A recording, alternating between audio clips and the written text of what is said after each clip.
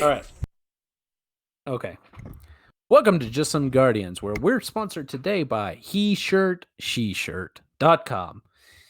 If you want a shirt that says JFinger, #JFingers buttholes, or if you want a shirt that says Monopoly slowly eroding you with shame, then go to HeShirtSheShirt.com.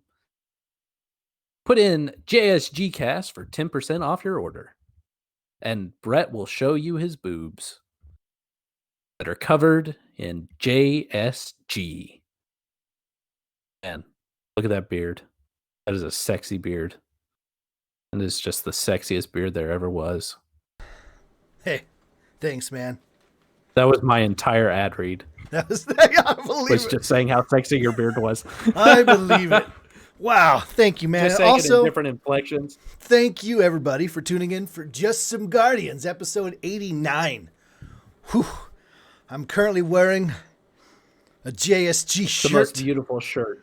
sent ever. over from HeShirtSheShirt. HeShirtSheShirt.com. They also sent me some decals and, Russell, Yes. on the back of, I just realized this. I gotta break this tape. This is good podcasting. Ready? On the back of the nutrition facts for some great value cheese crackers, they wrote, "Hi, love you."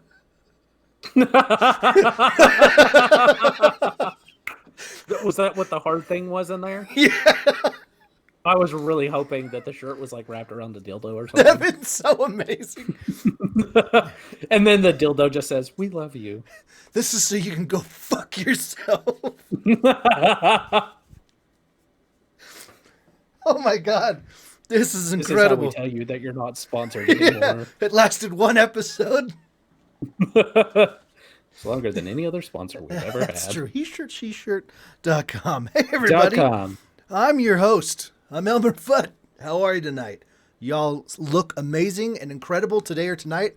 Whenever you're listening to this, or if you're currently watching us live, hey, twitch.tv/JustSomeGuardians.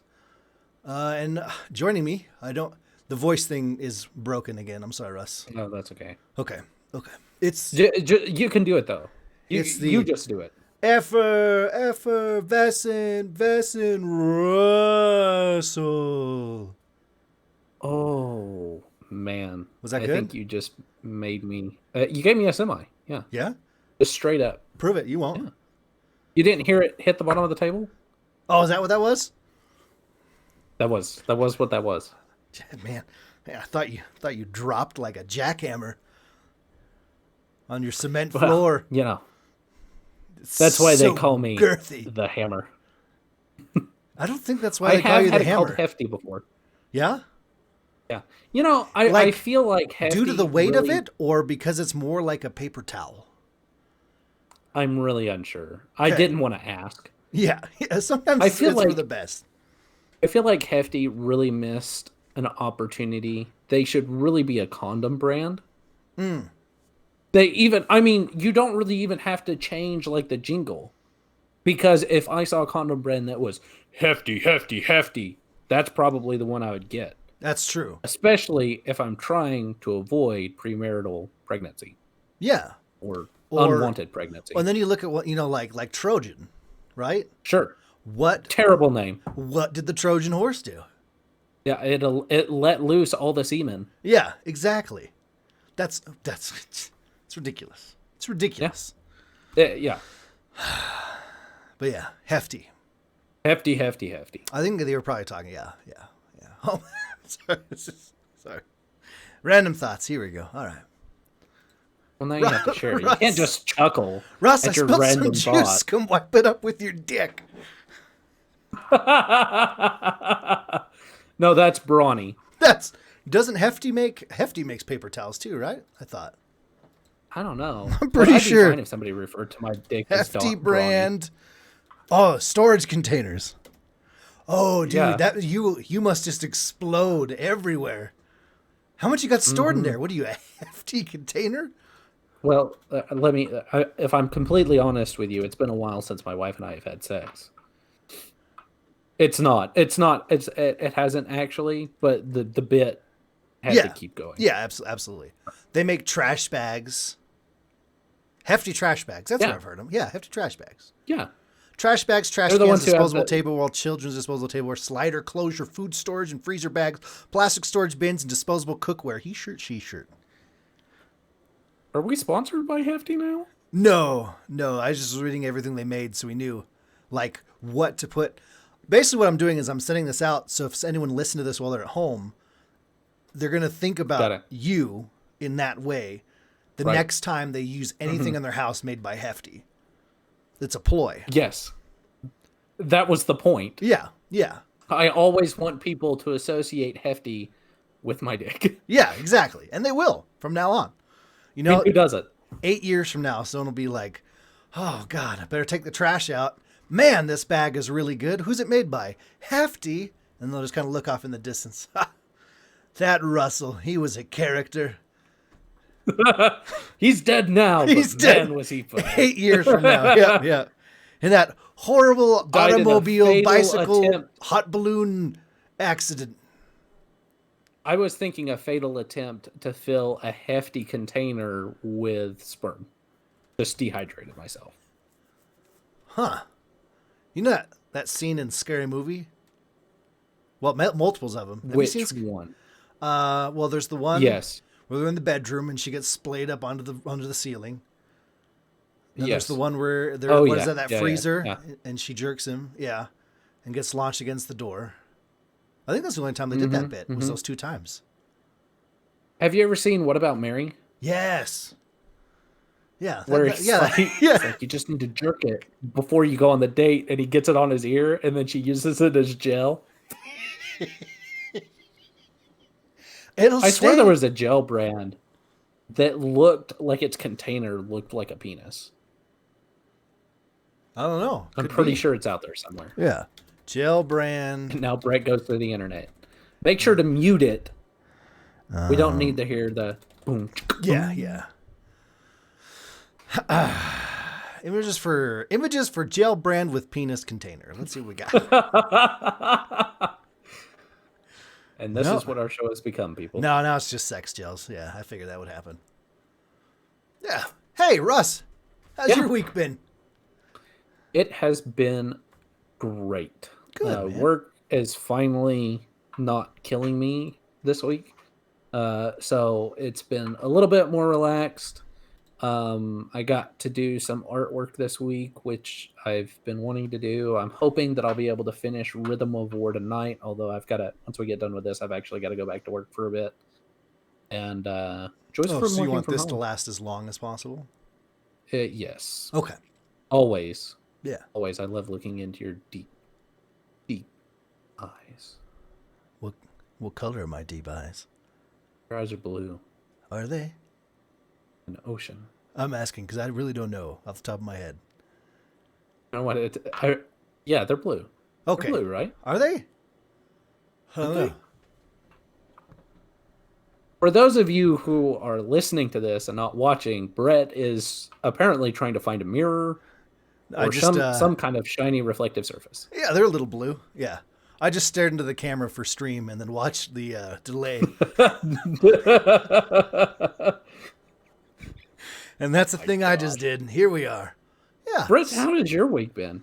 The venerable Elmer Fudd Games. Venerable. How I has don't even your know what the week fuck that means. It's okay. No, What's wrong with you? Venerable? I spelled it wrong and it popped up vulnerable. You don't know me, Google. VEN, not VULN.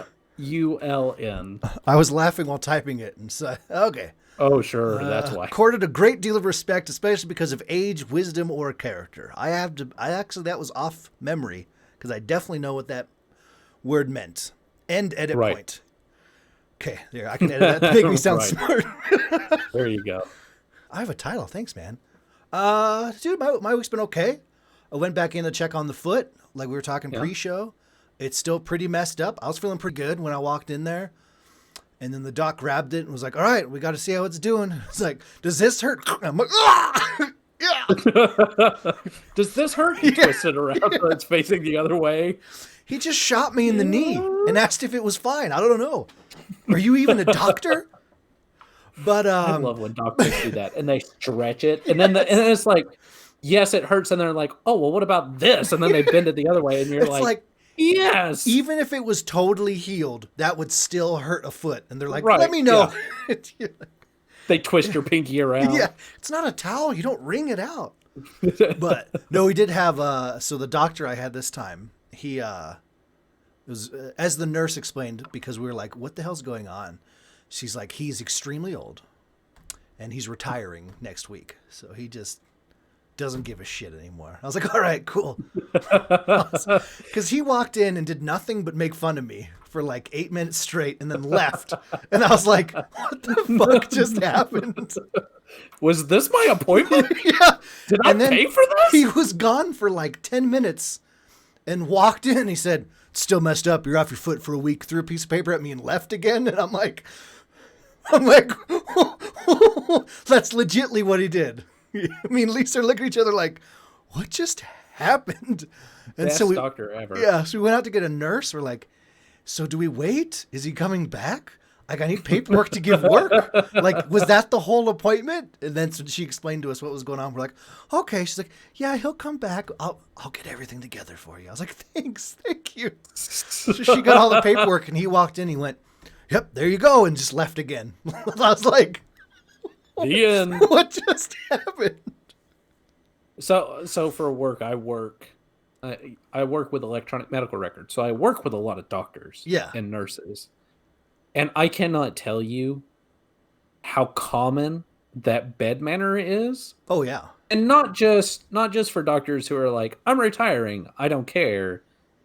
Like, for real, there are doctors that do that all the time. And I'm like, how? Like, just, I mean, bravo. Yeah. Bravo that you went to school for 10 years so you can be a dick. Good job. I think that's why they do it.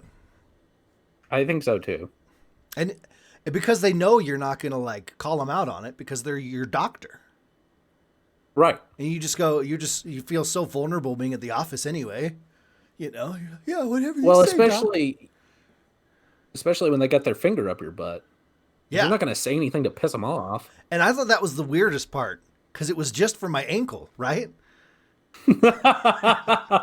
They gave you a gown and you're like, what's this for? What's this? He like, came in, he's like, you see, he's like, tell me if this retiring in a week. He forgot which one you were. Tell me if this hurts your ankle. It does. It does hurt my ankle. How did you know? He's got that. I like how you put the whole fist up there. Yeah, yeah. Just not a finger, just the whole fist. He had very slender hands. I mean, I guess if you have to make a choice, yeah, you would want the slender-handed doctor versus the guy who has like Shrek hands. Yeah. Yeah. Oh yeah. Oh, and calluses? Oh. No, sir. Brother. I've been like, is there a nurse that can do this? If I can tell how many veins are on top of your hand, that's a problem. Hey, it's ribbed for your pleasure. Doc, don't ask questions, but turn 8 degrees to the right. A little to the right, a little to the left. Yeah, there we go. And he finishes up with an effervescent rustle. And folks, here we are. We talked about your dick for 8 minutes. Right. Yeah, yeah. And we just talked about orgasm scenes in comedy movies. And yep, and went to my foot. And now that's where here we are. That's just some Guardians away. And then we talked about anal pleasure. Absolutely. Or anal surprise. I mean, it depends on what you are or what you want. He shirt, she shirt. Yeah. 100%. There for your anal pleasure. No? Too far? Maybe a bit too far. He went to bed. He'll never know. Sorry about that high trends. He'll never know. He's never going to listen to this. Yeah, yeah. Hey, so we actually do have a topic for the night. I know that's very surprising. We do? Yeah, we do. Yeah, shocker. It was actually Russell's idea. I have ideas, not good ideas. I do have ideas. This was a great idea. Oh, shit, I he thought is here. so. He shirt, she shirt. He's like, I'm here and I'm not amused. Anyway, what was your idea? Why don't you guide us into this? This is your idea. Okay. You take control. This is your moment. So we're moving into a new generation of console, but not only console, also computers, right? We just had some recent graphic cards released. So I thought it was a good opportunity to go back over the last generation, pick a few of our favorite games, and kind of just talk about them. Yeah. You know, and I'm excited about this one. I actually had to think for a long time. I was like, what were my top 3 games? Because, I mean, obviously you guys know that God of War and Red Dead 2 would have definitely been on my list, but we talk about them so much. So I really tried to broaden my horizons and think of other games that I was looking forward to. And you think about it, the PS4 launched in 2013. Yeah, no joke. So you have 7 years of like really good games coming out that we have to pick from. Was it 2013? I thought it was 2012 for some reason. November 15th, 2013. Really? Yeah. So have I only lived in Texas for... No, I thought I moved here in 13. Oh, well, I don't remember anymore. Yeah. It didn't launch till February 22nd, 2014 in Japan. Can you believe that? That's a long time to wait. Yeah. I think it was only a matter of weeks for this launch, wasn't it? Yeah. It was like boom, boom, boom. We're good to go. I think it launched on the 10th here. All the bots got it right away. Yeah. I don't even want to really talk about it. Yeah. Walmart. He shirt, she shirt. All right. Which, surprisingly, that's where I got mine. It's not online. I know. He shirt, she shirt. Where the bots get screwed. Hopefully. So bring us in, man. This is your moment. This is your show tonight. Okay. Whoa. Okay. Wow. Yep, I don't know if that gives me that much responsibility. So I guess I'll start us off then. So my number 1 pick was actually Shadow of War. Ha! I knew you were going to say that. So this was a game for those of you who lived under a rock or, died. Shadow of War there was Shadow of Mordor, and then it was followed by Shadow of War. It was a couple of games that took place in the Lord of the Rings universe. Some people get really upset because they did take some liberties with the lore, but they also explored a lot of areas that weren't super detailed. Mm-hmm. So the things could fit without it really messing things up too bad.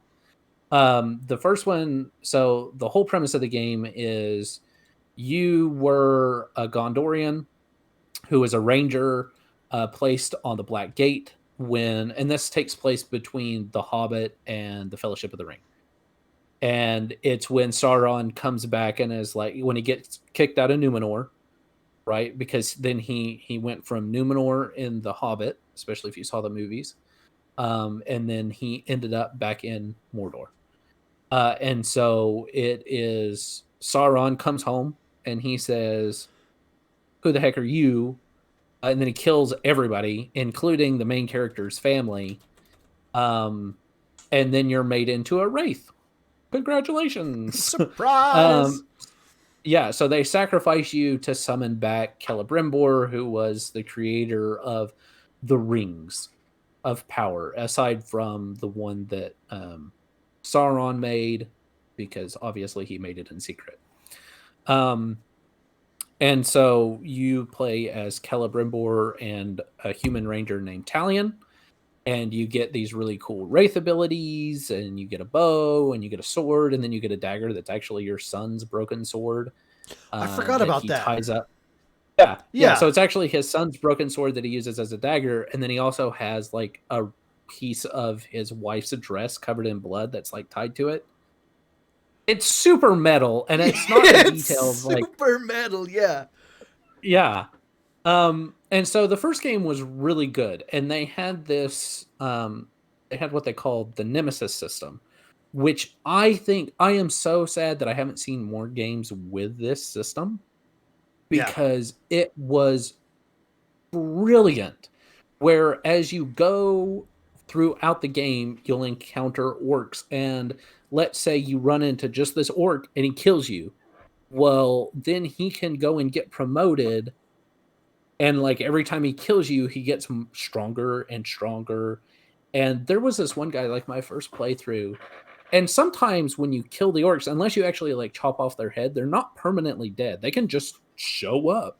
I'm healed. And like my first playthrough, I ran into this guy. I cut him up, and then like the next time he showed up, he had like a bag placed on his head, like a burlap sack placed on the bloody parts of his face and like tied to it. And I was like, that looks a lot like this one guy. No, it couldn't be the same that I one cut because directly right there.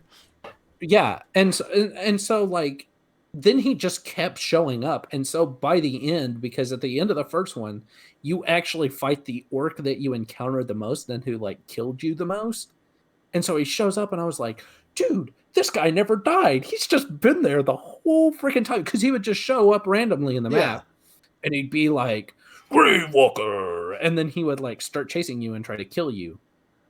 So I like the first one, but I picked Shadow of War just because of the mechanics. Mm-hmm.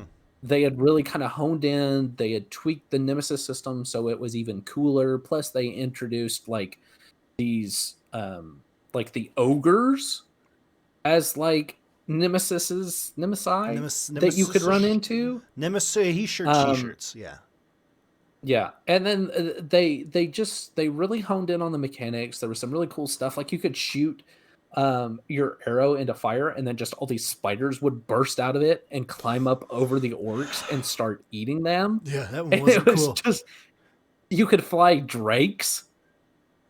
Like so, what the Nazgul fly, you could dominate them and then fly them around the battlefield, shooting fire at people. It just had some really, really cool mechanics that were really fun. There was this one guy, so it did a similar thing where like, and the reason I chose Shadow of War 2 is because it actually had like a boss that you fought at the end. Because that was the one thing of Shadow of Mordor was you got to the end and it's, well, you get to the end and then you find out that like Sauron's there and then it just like ends and you're like, what the fuck just happened? I don't want a TV like, show that's it? cliffhanger in a video game. And they did a DLC where you actually fight Sauron, and that was pretty cool, but it was like you had to wait for the DLC and then you had to buy the DLC. Whereas Shadow of War, like I just liked honestly, and I know I'm probably going to get some people, you know, if they're Lord of the Rings fans that are going to get upset. I kind of like the lore. I like the kind of the exploration that they did. You're a dumbass. I just had to say it for everyone else.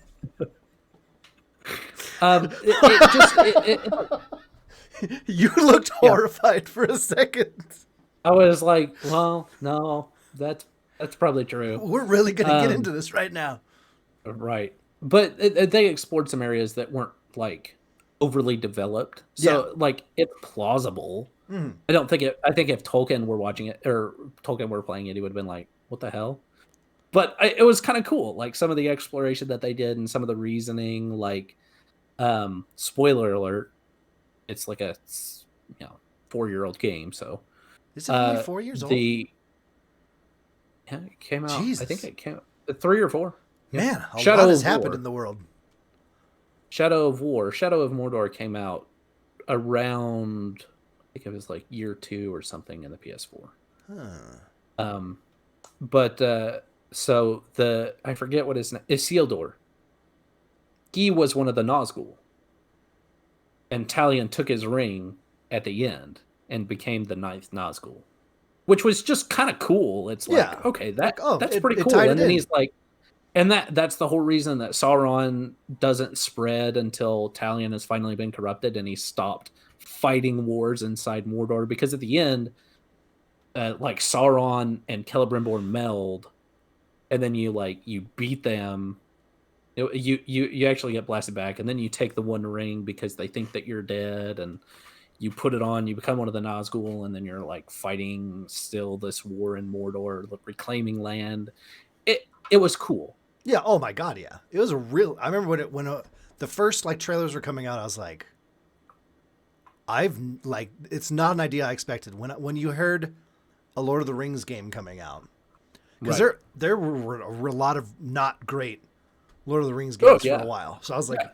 oh boy, here we go, here we go. And then they just like, yeah, it was such a different outlook on a gameplay style for Lord of the Rings, and they just hit it out of the park, 100%, dude.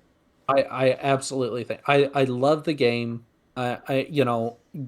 Whether you like the lore or not, the game mechanics, the gameplay was so fun. Yeah, And especially in the second one where you're like at the end of each world that you're in, you're overcoming these fortresses. So you have to have created an army that is your army, and like you have these named generals that you've been picking up along the way. Some people betray you because they're able to break your domination, and like there's just it's cool, and you get to fight a Balrog. So what's not to love? yeah, you get to fight a Balrog riding a Elephant. creature of nature Oh, that is shaped like a drake. that's pretty So it's like a badass. plant-made drake. And there's a It's guy on his back playing polka. yes. Okay, good. He goes pika pika. Polka never dies. Okay, have you read those books? No, Oh, but Brett. you've At talked least about that listen one to moment them. 100 times, so that sticks Oh with yeah, me. sorry. That sticks with We're, me. we're talking about Dresden Files, and Yeah. there's a moment in there Oh God, here where I'm sorry, everybody. I did it. it's just cool. Just go read the books. He shirt, I she mean, shirt. a guy fighting zombies in ducky underwear, or not zombies, fighting vampires in ducky underwear. I With mean, come polka. on, Yeah, what's not to love? with Polka Never Dies. Mucho in the But, chat says the new Batman game that's coming out is rumored to have a Nemesis system. That'd be sweet. and because it was owned by Warner Brothers, Yeah. I mean, it's obviously a mechanic that they have, and they have a lot of IPs. So I'm interested to see if they do it in Batman. Is that I assume it's probably the Gotham Knights, because that makes the most sense. Yeah, for how the gameplay works Mhm. is pretty similar to kind of how Shadow of Mordor worked. Yeah, Yeah. I'm excited to see more of that. But Yeah. anyway, Brett, what was your top Oh, pick top. for last So gen? I didn't really do like this is my number one. Okay, This is my number, like I just kind of like 3 games that really stood out to me for last gen, okay, and went with that. But so my first game is going to be one that launched like very shortly after the PS4 launched. Really, like one of the first games I got for the PS4 was this game. I'm a huge fan of the series, and having this in my hands was incredible. And I'm talking about Dragon Age Inquisition. okay. I knew you were gonna pick that one, so I Yeah. specifically did. Oh, but so I'm a huge fan of the Dragon. I mean, Dragon Age 2 was rough, but yeah, but Dragon Age Inquisition. So that came out. It had some of those characters you knew before.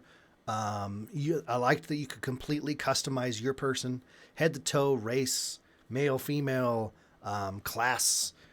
And There they was like introduced the Kunari as a playable. yes, which was character. huge. Literally, they're massive. They're awesome. And the female Kunari, I understand. Cool. Rrrr. Amen. But and then there was like subclasses in a class you could choose to play from, and then you had all this gear you could acquire. I'm having brain farts right now. Hold on. What was Yeah. your favorite subclass? So I always went with the sword and shield warrior kind of type thing. Okay. Did you do the one with like the ancestor that like would create like the blockade kind of thing? Oh, absolutely. And then just rush Yeah. forward. Yeah. Yeah. What was it? The Shield Guardian? Shield guardians. Yeah. Or shield. I think it was like spirit shield guardians. I think you're right. Yeah. Yeah. But I was trying to talk about everything before I talk about the story, but the I'm story's sorry. going through my head. No. That's why I had a brain fart. The story's going through my head while I'm trying to talk about stuff. It was that's not so the story. good. But it was a really well done RPG for Mm-hmm. the on top of everything. The controls, I thought it was really good. The combat was super fun. Being able to pause everything mid fight, control anyone you wanted to, set up kind of combos with your team to do certain things, and then actually be able to switch between everyone on the fly and just play as And I anybody you like wanted that was cool. action. Like it was a great blend of a little bit of cooldown, Yeah. a little bit of turn based if you really wanted to go into that, but you could just go in and Hack and slash your way treat it through. like an action RPG. Yeah. And I kind of treated it that way at first. And I think the first time I fought, so one of my favorite things in Dragon Age Inquisition was all the dragon fights. For one, were top notch. They were these beautiful arenas that you just happen to walk into and go, "Oh shit, that's a dragon," And you're like the size of their toes. Yeah. Oh yeah, absolutely. Yeah. You were never much bigger than maybe their toe. These things are huge. And that was when I was like, okay, I'm going to sit down and I'm going to figure out the system a little more. And that's when I really got into like, okay, I'm going to do the gemming just right. Okay, I'm going to craft this and put this shaft on this axe to make this better. Okay, so you're more ice and this dragon's fire. And like, that's when I really learned how to sit down and get really in depth in this RPG system. And I was like, all right. See, I just went with the Mage Knight. I went with a Qunari Mage Knight. Yeah. And they had this thing where every time you did damage, you could buff your shield. So you could cast shield on yourself, and then like if you did a certain amount of damage, you could just, and with the Qunari, for some reason, I could not die because my shield would not go away. So I could just sit there and hammer. I could just sit there and hammer on the dragon as it's like blowing fire on me and stomping on me, and it would just be like, never dipped into my health. Oh yeah, was always just a little bit of my shield, and then it would bump back up, and so I just sit there and just. And it was because they had all these grenades and potions and stuff you could craft. Yep. Really intricate crafting system for weapons, super gear. Intricate. Like the hilt, you can craft certain hilts to do certain things. Whatever metals or materials you use, give it different abilities, and you craft it for all your people. But like doing these dragon fights with you had your team perfectly set up for the dragon fight. You had their gear perfectly set up. And going in and you're just like throwing jars of bees at a dragon is just like, it's just so fun, You're like, aha, take that, damage. But the big thing was obviously the story was absolutely incredible. Anyone who's played through Dragon Age Inquisition, whether you're the voice acting was incredible. The very beginning, when the first cutscene starts, when you're sitting on the ground and you're chained up and your hand's freaking out. And Cassandra and Liliana walk in, and I'm like, oh my God. Like, dude, I had to pause, and I'm like, I've got to go rub one out real quick. This is too good, Too much for me, too much. So it was just... speaking of which, Cassandra, my favorite romance in that game. Amen, dude. I'm 100% with you. Getting past that rough and tough surface to find that, like... Oh, man, they did her so well. Like, where she's just reading the book, and she was so... Like, just those moments where she was just so sweet. You're like, I love you so much. It was so good. So the story is awesome, right? Beginning to end. When you go into each zone, the map, each zone is huge with like your main storyline that happens with a bunch of sub storylines that are cutscened and voice acted and you really feel part of the world. But the biggest thing, which you'll definitely agree on, is how they made everybody all the people you could have in your party very real. Like everyone was written beautifully. They were all different. Someone in the world really connected with someone else in that group. Everyone was represented in some way or another. Beautifully written, acted, animated, and like... it was like my third playthrough before I finally was like, because I had my main characters that I just liked, and that's all I focused on, Yeah, I did the same thing. Yeah. And like my third playthrough was like, I'm just going to sit down and I'm going to get to know literally everything I can about every single person, do every side quest I can with them, go to every location of these people, because there's all the side dialogue with everybody. And I'm like, holy shit. Like, I wasn't a huge fan of Sarah my first couple playthroughs, and now she's my favorite character in the game. So much fun. She was the elf, right? Yeah. She was so much fun to get to know. And like, you became her friend. She called you her friend, and letting you into her inner circle and getting to know her and, just being crazy and stuff with her was super cool. but then being able to romance like anybody you wanted, and that all felt really good. Just the writing was so good. The fight, really the good. combat was a ton of fun.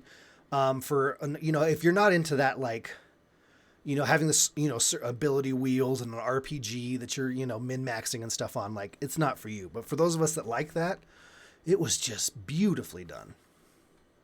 Well, and then it had that deeper, like, where you would like the map.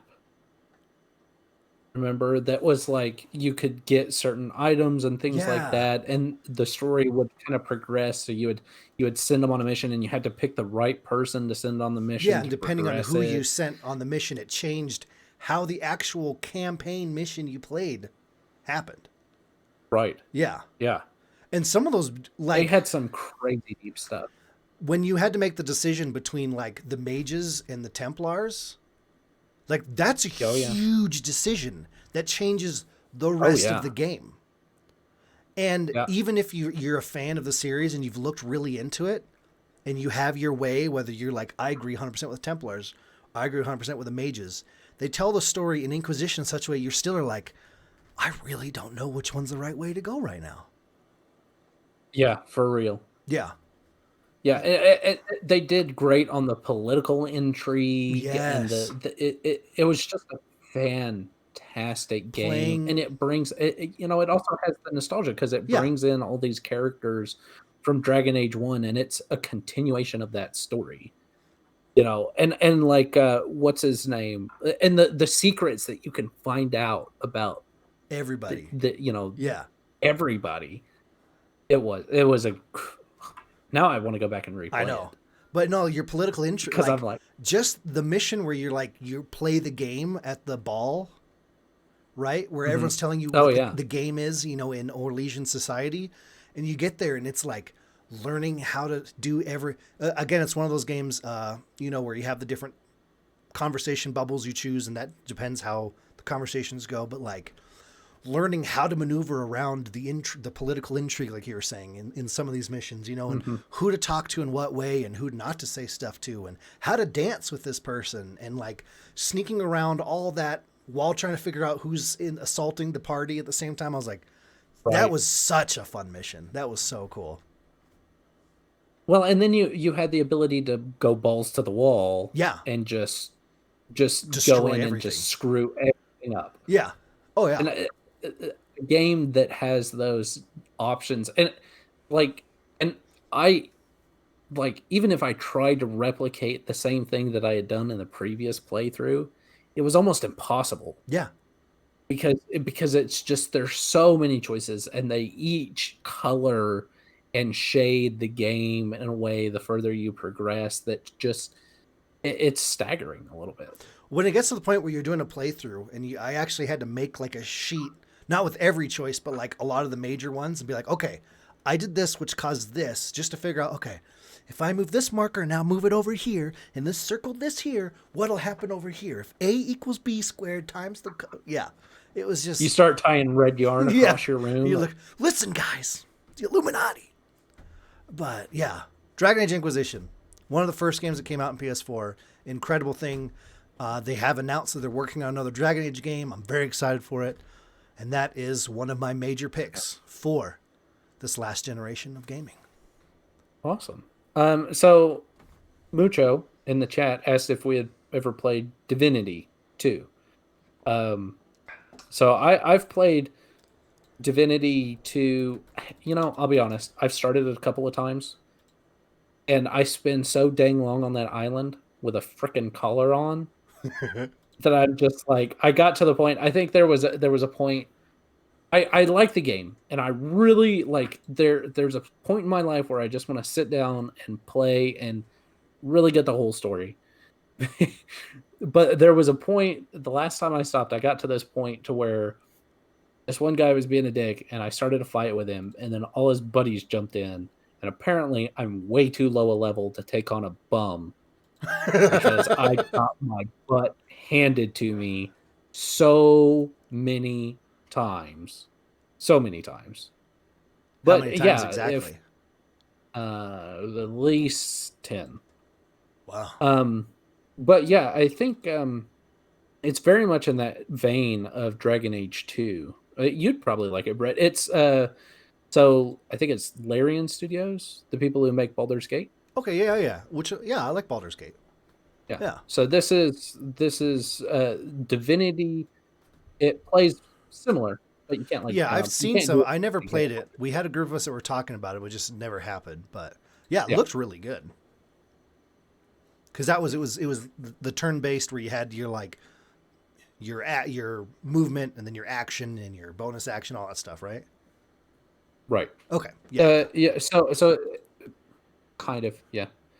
Their system works a little bit different. Like it doesn't have an action and a bonus action and a move like D&D does. Uh-huh. You typically had a move, and then so you could move a certain amount of spaces, and then you could take your actions to cast a spell. But typically, you didn't have bonus actions. Oh, okay, gotcha. Um, I like Baldur's Gate a little bit more, but that's just because I'm super familiar with D&D, so I can pick it up and go. I know most of these mechanics and how they work. And some of these Whereas spells and Divinity, everything, I'm yeah. like, I don't know, but it has a lot of similar features where you can like combine fire and poison and create balefire and really kill yourself, which I did probably a couple of times. Yeah, speaking from experience, But I like it. anyway, I just wanted to include Mucho because I know he had asked, and And I Mucho's love him. incredible. Mucho over here in the live chat. Um, Once again, ladies and gentlemen, twitch.tv/justssomeguardians. Hey. He shirt, she shirt. join us. T-shirt, she-shirt. What do you got there, Russ? He sells T-shirt, she-shirt down by the she-shirt, He-shirt, he-shirt he-shirt. shore. You did it. You said you'd never do it again. I'm so proud of you. I was practicing in my head. So my number 2 pick would have to be Batman Arkham Knight. Yeah. Again, and I mean, you can probably tell what kind of games I favor the most because I have Shadow of War and Batman, and they have very similar game mechanics, especially as far as combat goes. I feel like you enjoy dark open world games. Yes, where I can throw together. The thing that I loved most about Batman was the combat system. Oh, It is dude. just so good to be able to throw some punches. You get a count. You just feel cool as you're taking on a room full of guys, throwing them around, knocking them out, jumping over shields, sliding between their legs, punching them in the junk. Yeah. I mean, It's honestly, it's the best way to feel like Batman in a Batman game. for real. And Batman Arkham Knight just captured it because you had pretty much all of Gotham.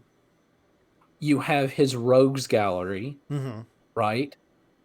And it just, I mean, a lot of people are like, oh, like, the Batmobile sections. Plus, he shoots bullets at people, and that's not That's not a killing people. thing. But Yeah.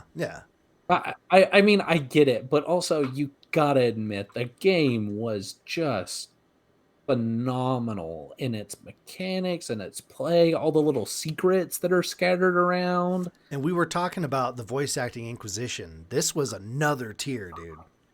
Kevin Conroy Oh. as Batman. Oh. He is just and like, especially if you grew up in the 90s and you watched that Batman cartoon animated series. Yes. So you had Kevin Conroy and you had Mark Hamill voicing the Joker. Oh, it's just so good.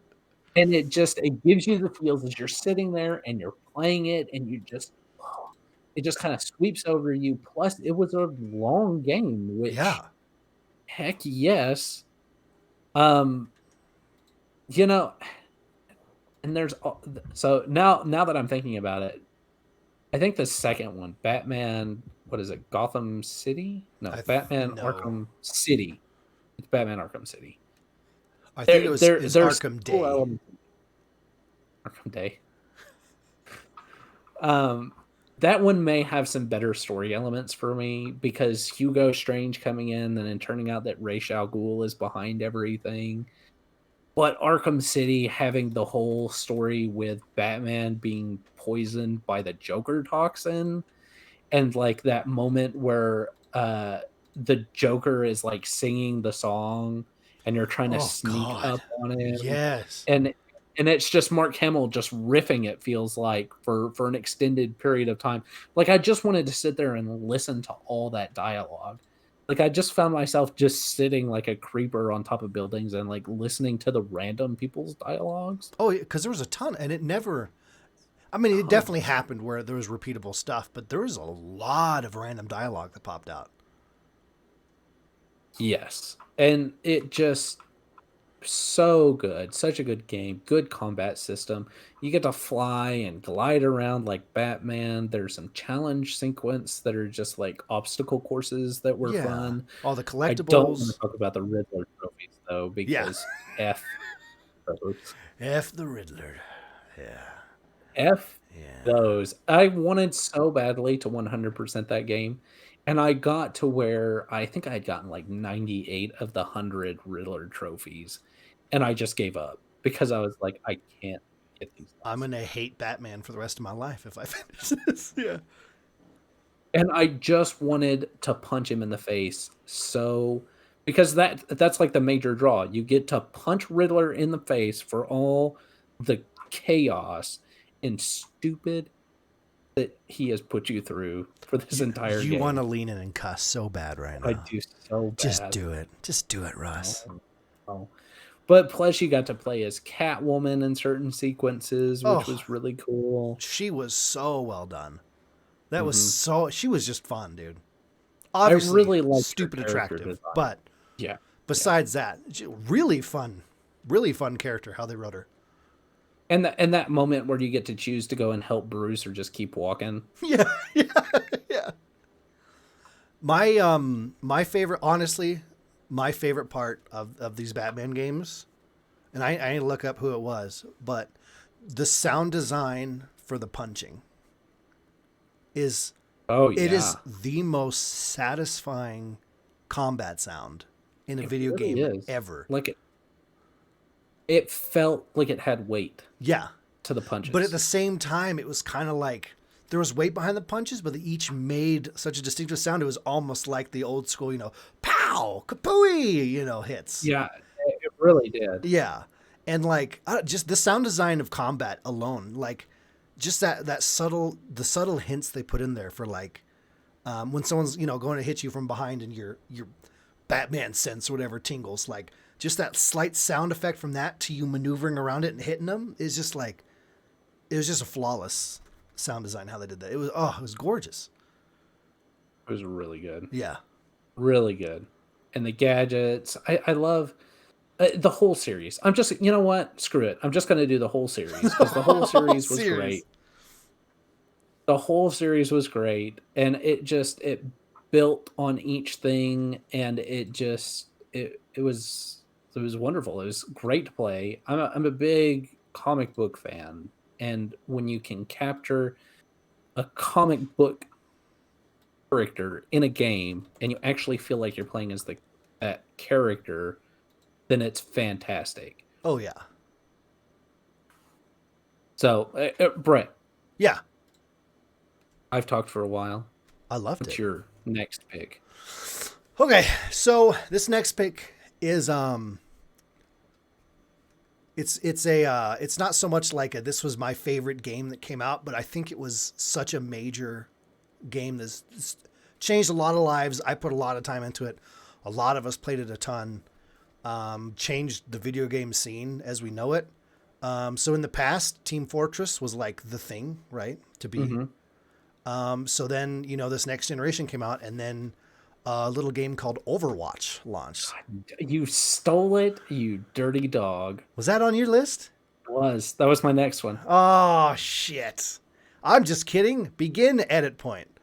So what was it for you for Overwatch? So, like, it was really interesting. Overwatch came out at a time where I wasn't really into shooters as much. Oh yeah.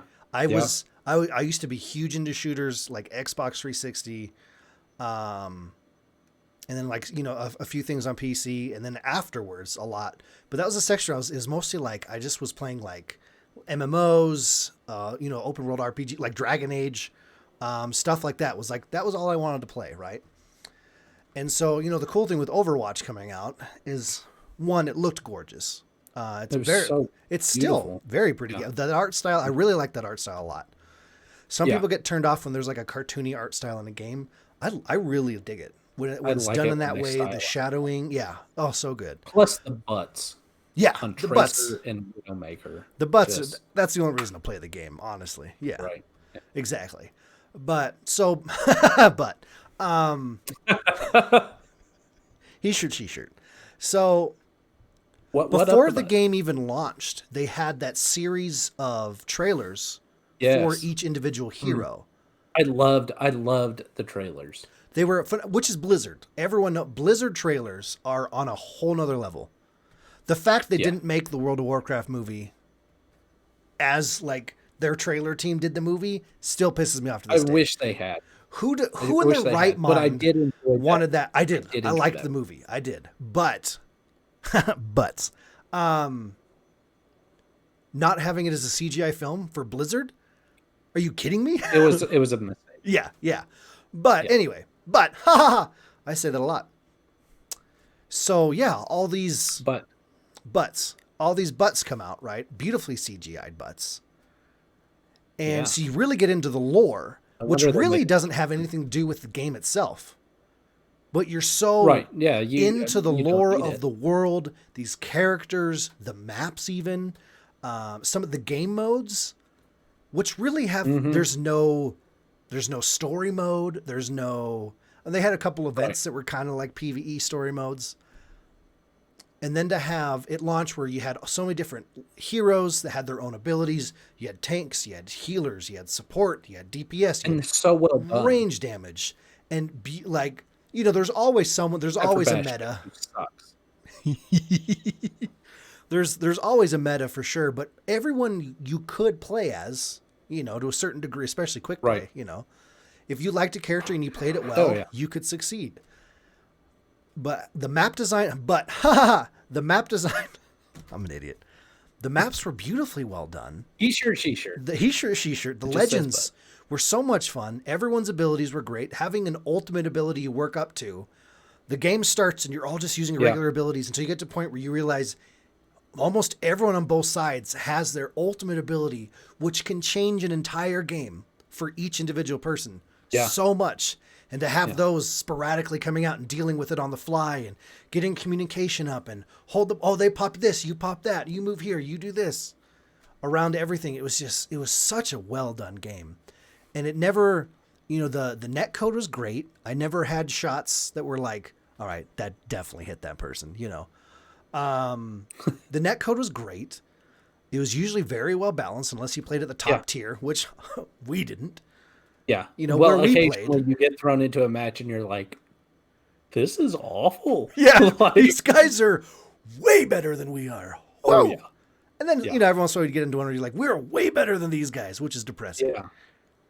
But yeah, so the main thing is just, the gameplay was fantastic. It was beautifully designed. The gunplay was fun. Characters that didn't have a gun still felt like they were very useful. And depending on your play Reinhardt. style, yeah, exactly. Reinhardt as a character, when you look at other legends in that game, you go, oh, that's got to be boring and suck.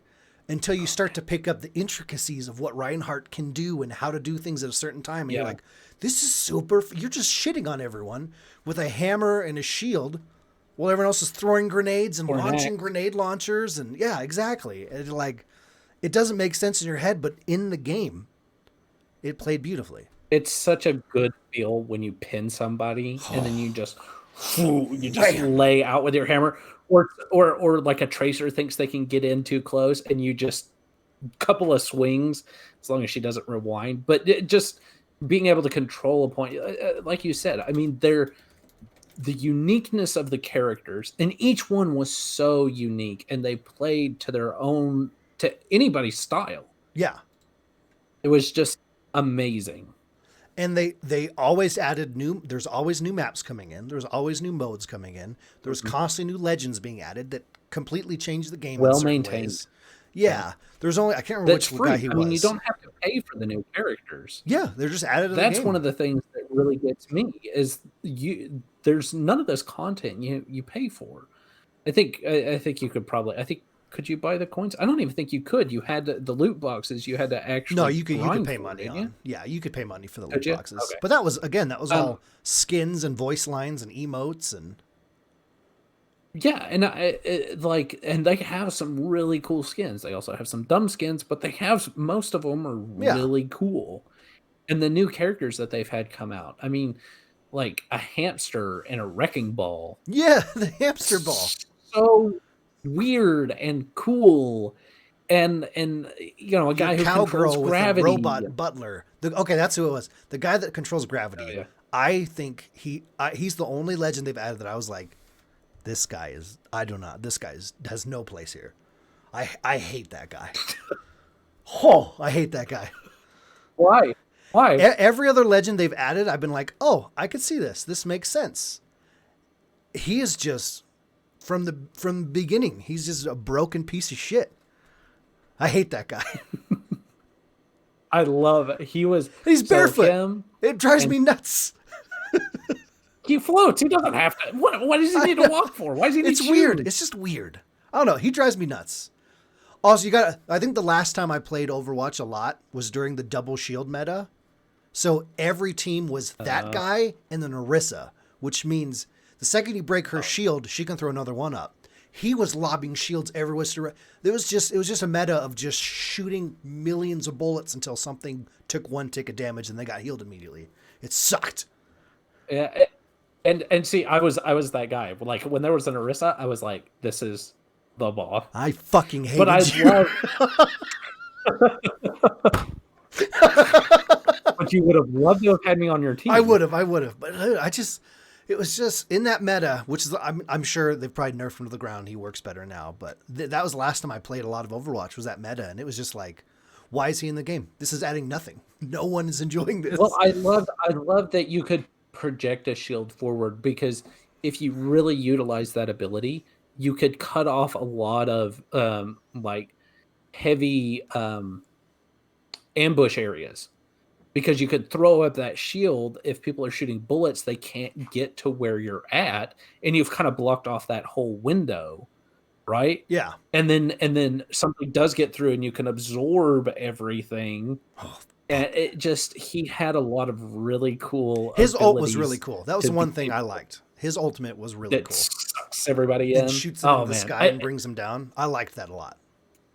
So I mained him and Soldier 76 for a while. 64? 76? Yeah, you're right. 76. Mm-hmm. Sure. And I loved Soldier. Soldier is probably my favorite character to play especially if I'm playing by myself and I just want to have some fun.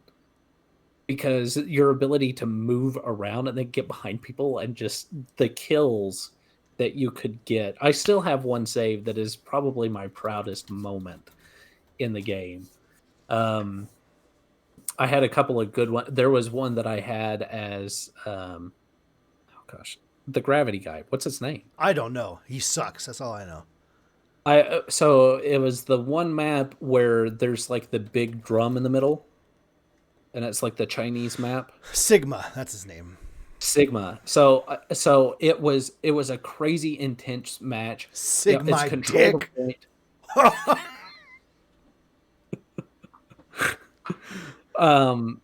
And he just it was 90, I think it was like 99%, 99%. They had control of the point, and I used my ult to lift everybody up off the point just enough for us to be able to capture it and win the match. Dude, that's awesome. It was the best play I've ever had in my entire life. But that's the fun. Go ahead. No, I had a moment where it was like just a sliver of the point we had to capture and we'd win. And it was like, there was no time. Everyone was dying. I was Ash. And so fun fact, Bob counts as a teammate. So they pushed us off the point.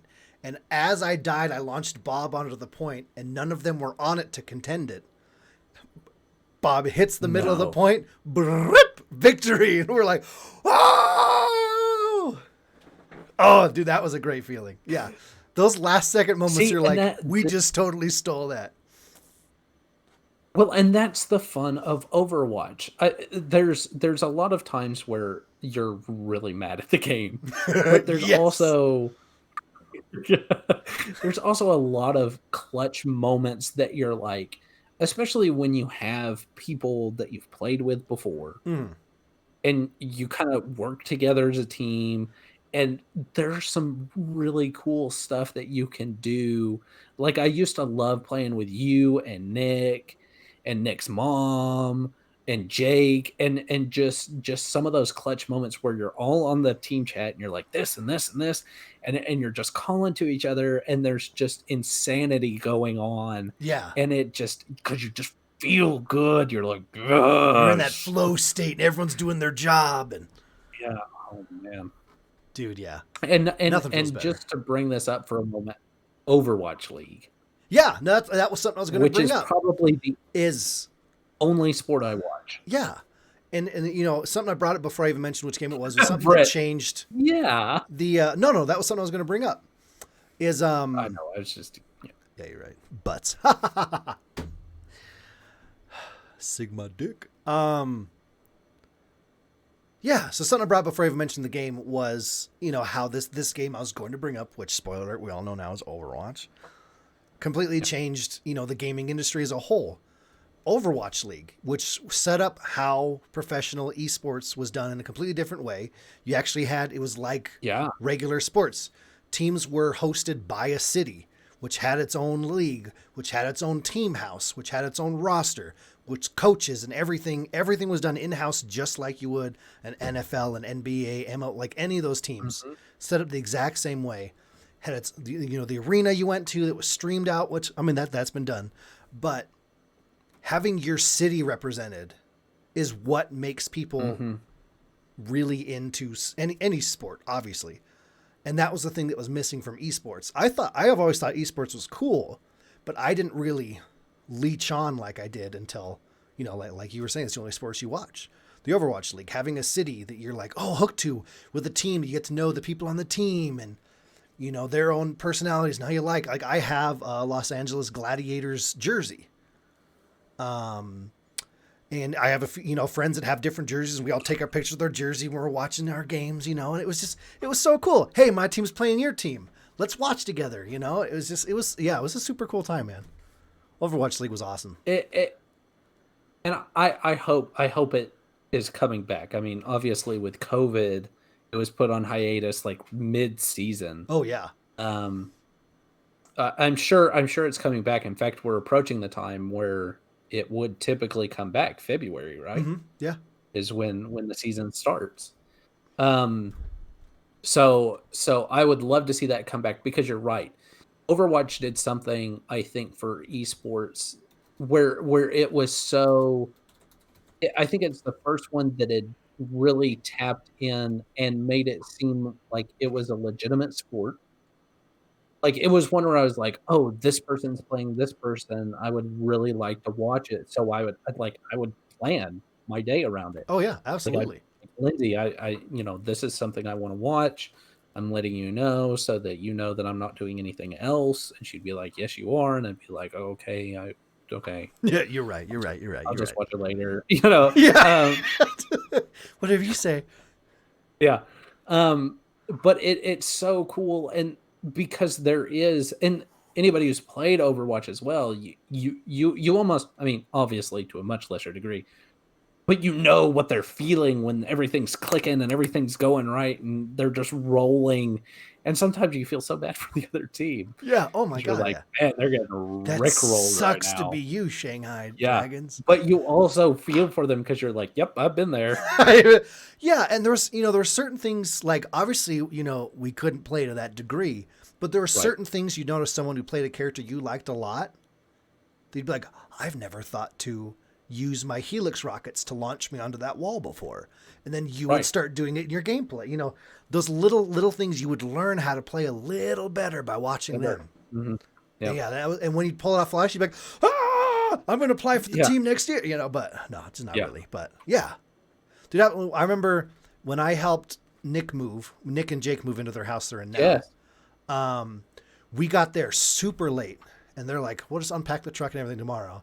And I was like, for one, and I've told this story on this podcast before, that was the worst fucking drive of my life. He'll agree to that as Yeah. well. It was a terrible day. But so we got there, we're like, The windshield wipers weren't working, right? we didn't have any. Or they were, but they made a screeching sound, and then the dog would So the do dog its thing. the every dog time. would go, yep, yep, yep, every 4 seconds for 9 hours straight. And we didn't have any window wiper fluid. While we're driving from Appleton, Wisconsin to Detroit, Michigan in January, no wiper fluid during a snowstorm. It was terrible. Dude, we had Nick rolling down the window, leaning out to dump water, just so we could clear up all the shit on the windshield, so we could see another mile. And then he'd lean out in the cold and throw it on there and get splashed in the face. It'd freeze to him before he could even get back. It was a terrible drive. We almost died 100 times. Chicago, go fuck yourself. It's not the first time it's heard that. Yeah, that's true. That's true. But yeah, so we get there and I'm like, hey guys, let's just get it done. We've had a horrible day. Let's not take it into the next day. Like, we're just here. We're ready to be here. Let's just unload the truck. So we got everything unloaded and we set up the TV and we had a couch set up and we ordered pizza and we sat there and watched the Overwatch League with boxes spewing around everywhere. We just sprawled out in each other's laps and it was just so awesome to just have that, like, okay, what teams are we watching tonight? All right, let's just enjoy this. And that was the rest of the week I was there. Whenever there was a game on, we all got together at the night, sat on the couch, and watched Overwatch League. It was fucking awesome. Yeah, and that's the fun because watching Overwatch and playing Overwatch and just what Overwatch has kind of done is just awesome. I completely agree. That's why I had picked it as well. Well, what's your next pick there, Russell? So now I'm going to talk about something that I've talked about before, but since you stole my third one, I swear to God, if it steals my third one. I'm going to go with God of War. Okay. Because I think I know what your third one is.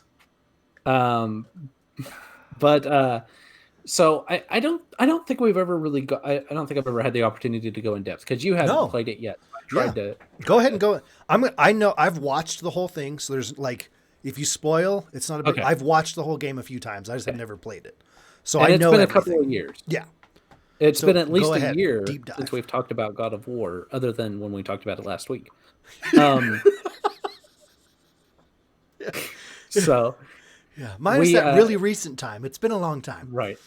So I God of War had, in my mind, the perfect blend of everything. In my mind, it is probably the best game, I think I might say, of the decade.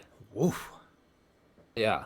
Woof. And the reason is the story writing, the voice acting, Boy, the game mechanics, the combat, the puzzles.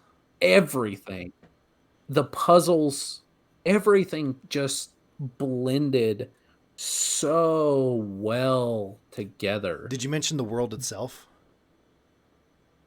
And the beauty, I mean, just the sheer beauty of the world. I didn't. It just had everything. Yeah. And I mean, it was just, although I got to the point, there was a certain point where I was like, if I have to kick down one more freaking chain, I'm going to lose my shit. And then you went on a corner, you had to kick a chain. Yeah. There was a lot of that. But other than that, I mean, just, and the little things that you could find after you had beat the game, and just that opening moment where you're chopping down a tree. And who gets excited about chopping down an effing tree? Me. That's who. Yeah. Yeah, because just that moment where and you're swinging the axe, and then there's that serious moment. They captured it because at every point you're following Kratos. At no point are you not playing Kratos. You're constantly, so you grab the tree and you throw it over your shoulder, and then he's talking to his son, and the relationship that develops with the son And as the game goes on, your son gets more rebellious, and then it's even a game mechanic where he doesn't listen to you anymore when you're telling him to do certain things in combat. It is amazing. If you have not played God of War, go play it. There is so much there. Yeah, I mean, just and there's a moment where, so first off, the first moment after you get the tree, the first time you get to try combat, where Baldur comes to the door and he is just a dick. And you're just like, and you're thinking of the old Kratos, right? Which would just kill him and chop off his head and then he'd hang bash it a from his million. post. Yeah. Oh yeah. And he just, and you're just like, punch him. When's he gonna punch him? Punch him. And then Come on, finally Kratos. you get the option to punch him, and you send him flying. And then he comes back, and just that first battle, you're picking up trees. You actually crack the earth and are like shoving each other through mountains. So badass. Oh man. And then just each moment builds upon the next, and each little secret and each thing as you progress through the world and lower the lake and raise the water in the lake. And when Jormungandr comes out and you get that deep feeling in your chest as he talks, because it's vibrating the room. It's so beautiful. And just the stories, like I'm a big mythology fan. Oh my god, yes. And just the fact that every time you're rowing in the lake, Mimir's telling you a tale, North mythology. And it's great. It's just They got great. the tone perfect of what they're trying, because it's good. so night and day from previous God of War installments, where you're pissed off, you're jumping onto Zeus's face, you're hitting a million buttons until everything's He's dead. just an angry man, and they gave him so much depth in the game, which makes sense from where he's been to where he is. And the tone, the pacing is so much different, but it makes sense for the storyline. And the combat is so much different, but it makes sense for where he is as a character. It's just everything they did is for a reason, and it works. And you feel the axe slap into your hand as you throw it, and then it comes back, and then the shield getting that parry just right. And so one of the things in the game is Valkyries, right? You're fighting these Valkyries. And I've played through most of the Dark Souls games. I've played through Demon Souls, Bloodborne. The hardest bosses in any game I have ever played, but so fun to fight because you're learning their moves, and I'm going to block, and then I'm going to hammer, and then I'm going to use this special because now I have an opportunity, and I'm just going to lay into her, especially the Queen Valkyrie, who Say it. No. Okay. No. Lindsay will hear me. I know she'll peek her head out that door and just say something. Say she's like Chicago, and we'll understand. She's like Chicago. All right. And you just feel like, especially when you've got the mechanics down and you've been playing for a while, and you just feel awesome. You feel like a god. Oh, so good. Such a deep story. Just, such a good game. Yeah. And it's that came out. When did that come out? I think it was only a couple of years ago. Okay. It's one of those games that, like, those games that are so good that it feels like you've always had them because you got so invested in it. Right. But it really hasn't been that long. That's one of those. And I haven't even played it, and I feel that way. So one of the only times I've cried as an adult is we came home one evening and my dog had eaten my copy of God of War. And then you buried that dog later that night. It was very tempting. Yeah. Because I was getting real close to, and I had been playing it recently, which was why it was out, and I was getting real close to beating the Valkyrie Queen. Which is the one you hate. I was getting her down to where she had like slivers of health. Ooh. And so I was like, oh, I'll get it. I'm gonna get it this time. And he ate it, and I was like, well, here goes that. Changing all of my plans now. Thank you. Yep. Yep. I liked it so much I bought it twice. I was tempted. I was like, I'll just get a digital version. But now it's free. By the way, it's free on PS Now Oh, really? if you have a PlayStation Oh, that's sick. 5. I think it's free anyway, but it comes with a PlayStation 5. Yeah. That's awesome. Gorgeous. Yeah. Yeah. And again, I'm a big I'm sound gonna design replay guy. Like, just, I've watched it, played a few times, but like, feeling how awesome it is when that axe hits you, but the sound effect of it, like, audibly, like, going into the distance,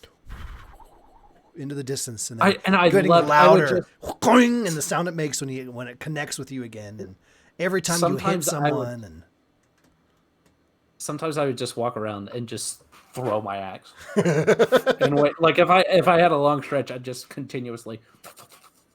if I could do that in real life, you bet your ass I would do that all the time, just walking around. All right. All the time. Then you hit somebody and you're like, oh, and then you just like run away around the corner and just catch it in your hand. Nothing to see here. Nothing to see. Yeah. So, great choice, man. Brett, Yeah. you're our last one. Oh my God. All right. This may come as a complete and total shock to a lot of people. And for the reason you said I wasn't going to choose it, but the more I thought about it, the reason we said we weren't going to choose certain games is exactly why I can't not choose this game. Does that make sense? Yeah. Fair. Yeah.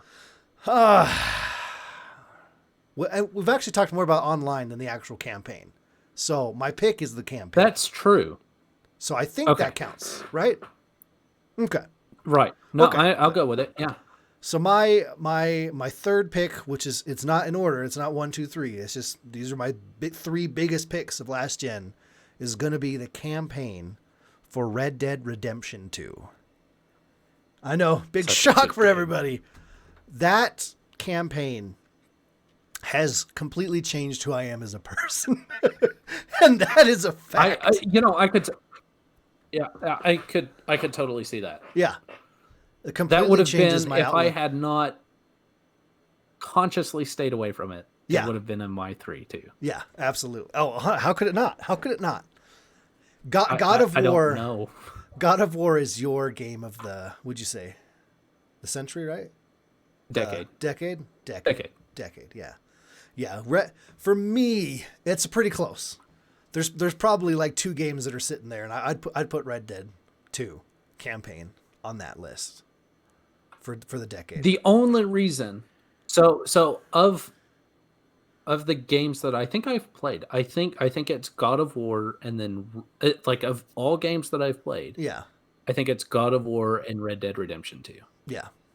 And I think, And the only reason that Red Dead Redemption 2 loses out is because the weird game controls. yeah, that which take is a little Rockstar. to Yeah, get used to. Rockstar They for just sure. don't feel as smooth or as fluid as God of War. I 100% agree with that. That's a really good statement. But yeah, so apart Rockstar game, very weird controls. We all know that. That took a lot of getting used to. But graphically, one of the most beautiful games ever made. Once it launched on PC, people were able to get closer looks at the animal models and realized the eyes on a squirrel in live action reflected the world around it as it ran. That level of detail. That's insane. What the hell? Horses' balls would shrink when it got cold. Like what? Come on. I remember before it came out, I remember reading a Game Informer article, and they were talking about that, and I was like, I mean, that's super cool. Yeah. But also, what the hell? Well, it's one of those things that, like, I feel like they made them talk about beforehand. So when we were playing, and we were like, oh, it's cold. So we'd purposely go, yep, they shriveled up. Yeah.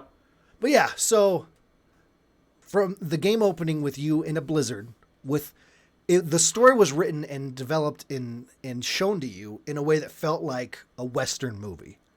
The story points came through just like a Western. It opened up with You don't know what's going on. You don't know who any of these people are, obviously, except John Marston, because you played as him, and Dud. Like, you knew who a couple people were and because they were in the first game that takes place after this one, which was a mind flip, right?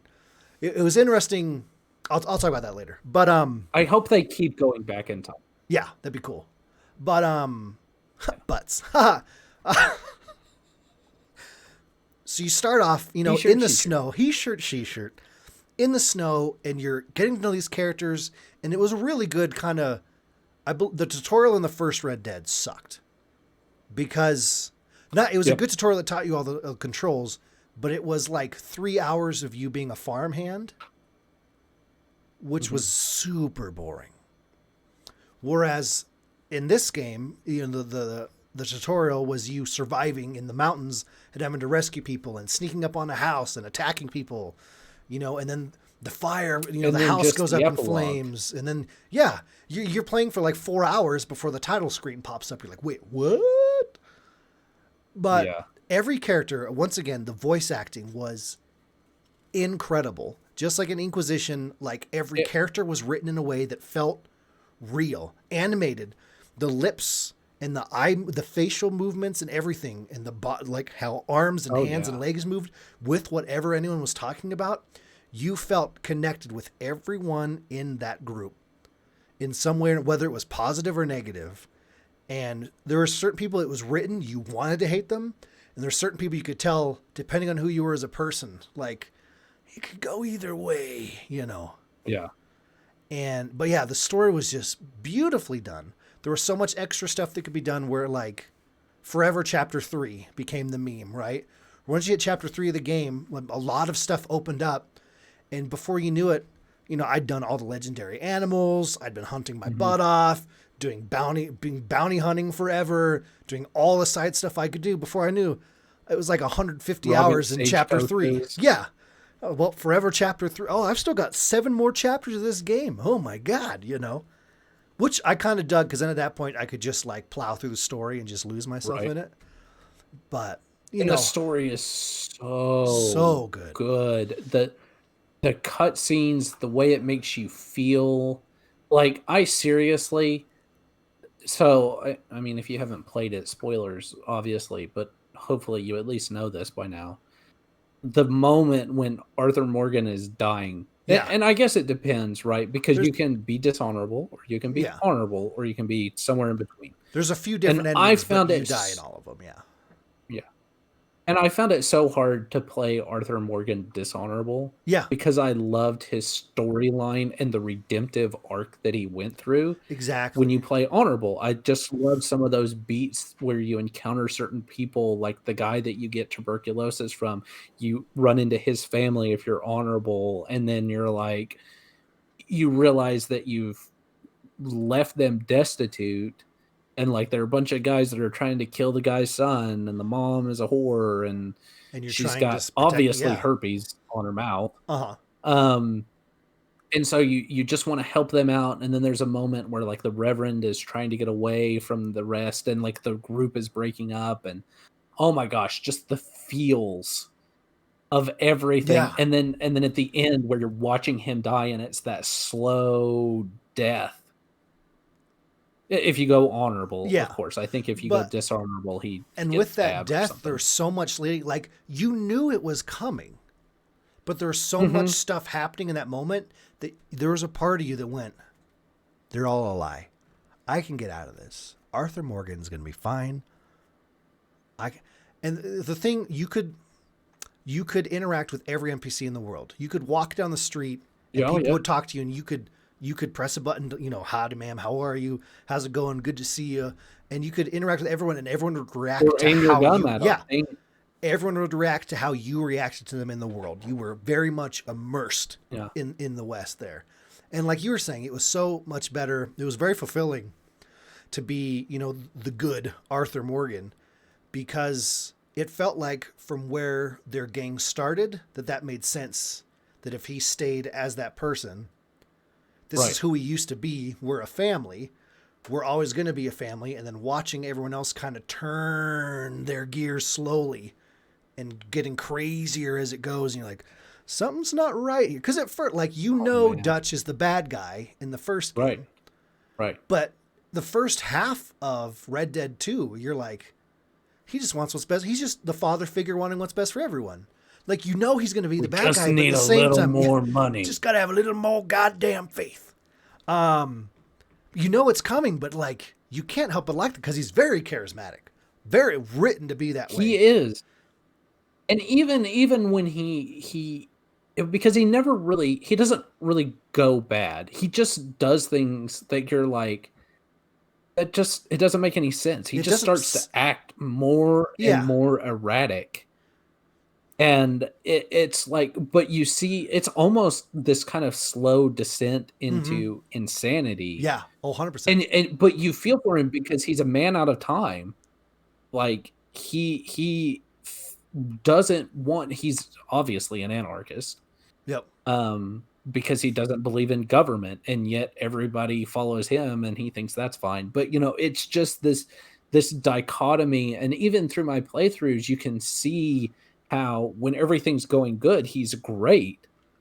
But the more things start to pile up against him, he's so erratic, and you can see that from the very beginning too, where he's just kind of erratic, but everything, like, everybody still listens to him, everybody trusts him. Everything's But going to as be soon as fine. people start to, yeah, but as soon as, especially Arthur, as soon as Arthur's like, no, Dutch, and then that's when he flips on him, and then at the end when he just sits there and he just walks away to leave him to die. Yeah, without you're saying like, a word. Yeah, and then he comes back and he shoots Micah, and it's like he is one of the characters in games that I get and don't get at the same time the most. Yeah. Because he's so erratic. They're so like I just like I want what is it? Dr. Goku, who we've had him on the show before. We didn't have Dr. Goku on, but yeah, you're right. It's Dr. Goku. No, we had somebody from that podcast though. I would love to see them deep dive into Dutch. Yeah, dude. Psychology, because yeah, he's all over the place, but it's like realistically all over the place. You can see in his head how him being this guy makes sense.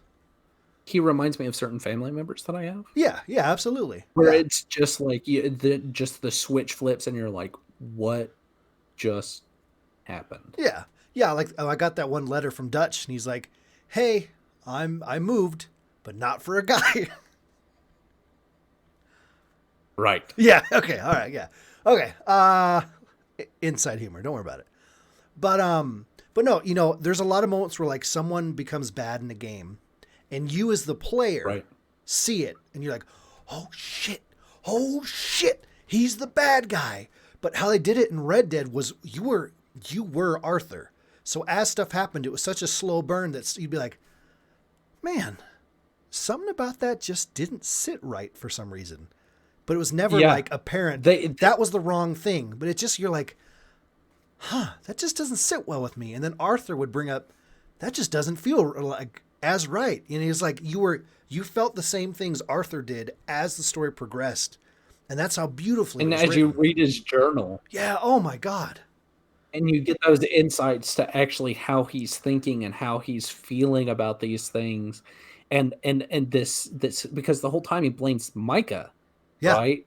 But then you're looking at it from almost that outside perspective, and you're like, oh man, Dutch is off his rocker. Yeah. Get the heck out. Like, exactly. Bail! Be gone. And it's so good. It has these points that just hit you in the feels. Like and even just like one of the side quests where you pick up a guy who has had his arm mangled, and you take him to the doctor, and if you sit there and watch, the doctor legitimately saws off the dude's arm. That's that detail, and then throws it away.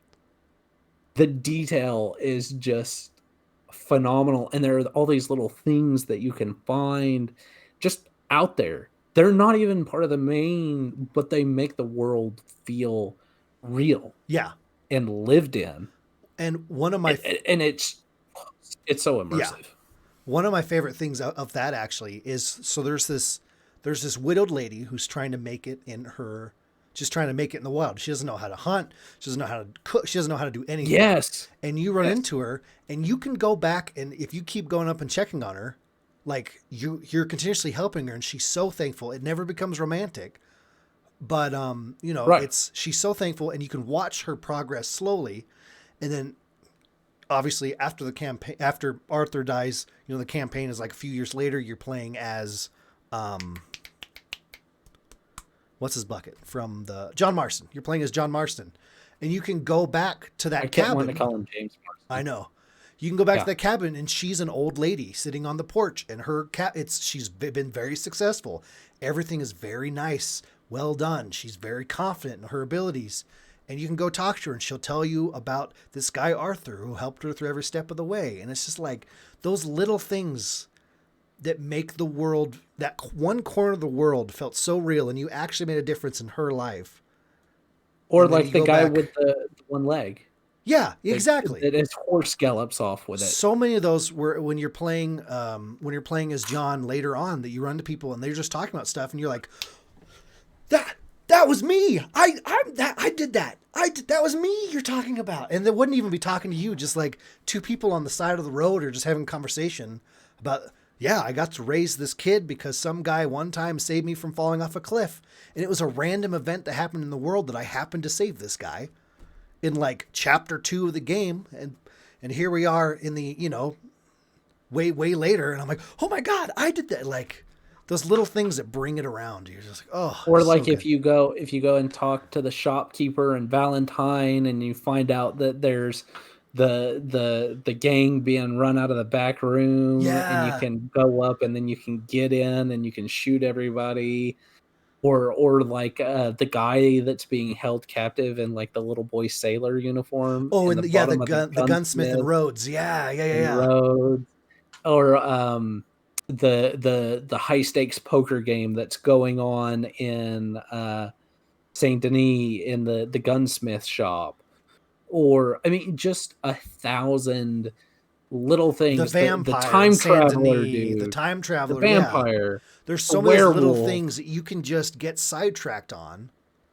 Mhm. It's one of those games where you could get log in like, I'm going to play Red Dead, and you could look at the map. You could just walk a direction, and so much shit would happen that you felt like Yeah. story stuff that you'd Yeah. end your 4-hour session and go, I didn't play a single campaign mission, but I progressed so much story because just so much shit that mattered happened. Yeah. It's just phenomenal game, phenomenal storytelling. It just and oh, man, there are 1,000 things Yeah. that we could probably talk about and just Easily. reminisce about in that game. But that's one of the great things. That's how you know a great game. If you can go and talk to somebody and just reminisce about the things, it's like a great book. Oh yeah. When you get together and you're like, oh man, and what about this part when you were reading it? But the good thing with games is you get to live that. Whereas Exactly. in a book, you're limited by what the author writes.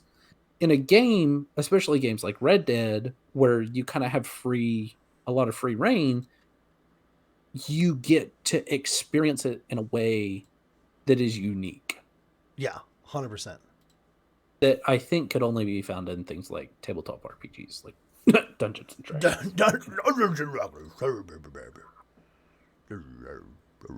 Yeah. Yeah, if we keep going, we're going to talk about it forever. But Yeah, I know. it was, the music is incredible. One more story. yes. One more story, and then I'm done.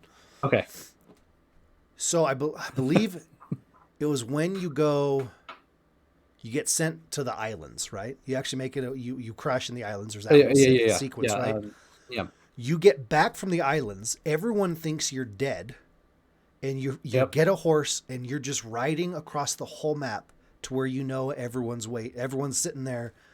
And there's this one song that plays. I listen to it all the time. I have to find it again, but If I could stand unbroken. yeah, exactly. You just put it in cinematic view, and Arthur just rides.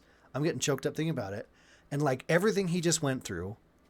You're Yeah. going back. Everyone thinks you're dead. You're finally back on land. You're tore, like you have none of your gear. You're tore up. and you're just hunched over on this horse riding across as this gorgeous song comes on.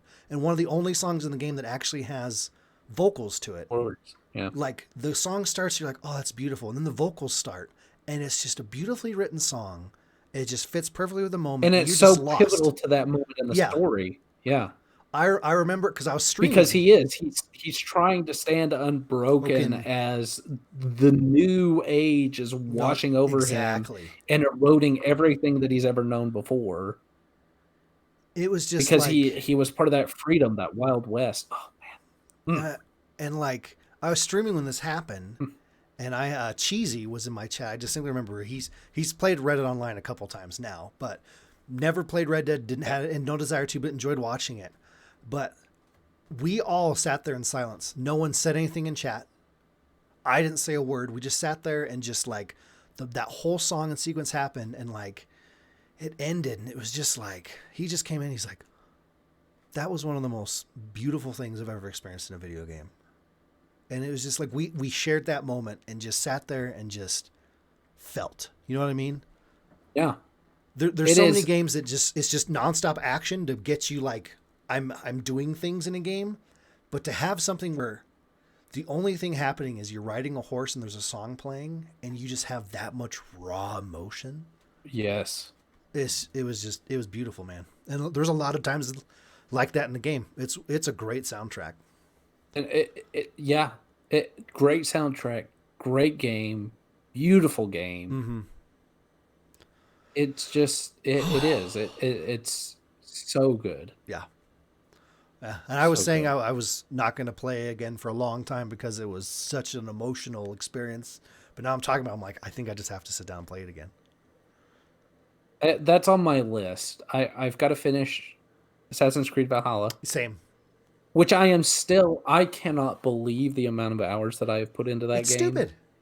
It's huge. And I am not even out of the first area. Oh Jesus! Well, okay, so Norway, and then I'm in England now, but I haven't finished the story in Leicestershire. Yeah, I think I said that right. There's some really good, I'm really good subtle jokes in there. Do as many side quests as you can. I am. So I've because I've read somewhere that a lot of the areas are like locked, a lot of like the wealth and stuff like that until you've actually been to that area through the story. Mm-hmm. So they're like, yeah, just do the story first for the area and then come through. And because there's cool things. I went to Valhalla or Asgard the other day, and that was freaking awesome. Right. That's a whole other thing though. That's a whole other episode. Yeah, I'm sorry. That's a whole other episode. That's got to be an episode. That we've got to. Oh, dude, that's gonna be a great show. I did beat Goneril today, yesterday. She was the worst, dude. Hated her. Oh. Yeah, there we go. 3 each. We did it, right? Yeah. We're done. Sick.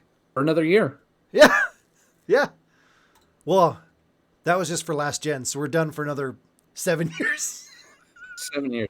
Yeah. Yeah. Then we can do this again. We just keep coming back like herpes. Yeah, exactly. Like the herpes of that one husband of the man who gave us tuberculosis we killed in Red Dead.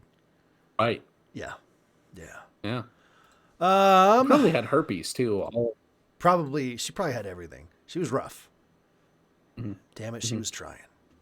No emails. I do have one question that came in from RNG Gator. He asks, question for the show. When will you bedazzle your boot? I just got this question. I'm assuming you mean the boot on my foot due to the injury. I shall not, because it was... I thought it was a typo and he meant booty. I shall bedazzle my booty as soon as you get on a plane and come out here to bedazzle my booty. Yeah. Okay, I'll have to wax mine first, though. Gladly. Yeah, good hygiene. Yeah. Will your wife wax mine? She might. She probably would. She enjoys it. Yeah. She gets out her little motorcycle cap. You get ready for the pain. Yeah. Yeah. I don't have any sound When are bites you or going to anything. bedazzle your boot though? I won't. It's not something that I had to like, pay and it's mine. Like it's on loan, Oh. from the hospital. So Oh, okay. I can't really bedazzle it or Well, have it all right. signed or That's unfortunate. I think it belongs to that really old doctor that's about to retire. So maybe I will bedazzle it. I don't know. Yeah. Just walk in and throw it at him and be like, "Happy last day." There we go, man. I think. Do we want to do story time? Is that it? It's just weird not having the sound effect. Do we want to do story time? Sure. Okay. Sure. Let's end it out. Story Let's end it right, man. time. Hello, ladies and gentlemen, and welcome to Story Time. Just like you. Thanks. A segment on the show where we tell a story from our past in gaming. It doesn't have to be in a video game. It can do with gaming, whatever we want. We get very nostalgic on the show. It's a fun segment. I can't believe I asked if we should do it. I was just nervous to do the sound effect myself. Here it is. Do you have a story for us, Ross? She-shirt. I do. This story takes place back in the dark times when I was single. Those were dark times.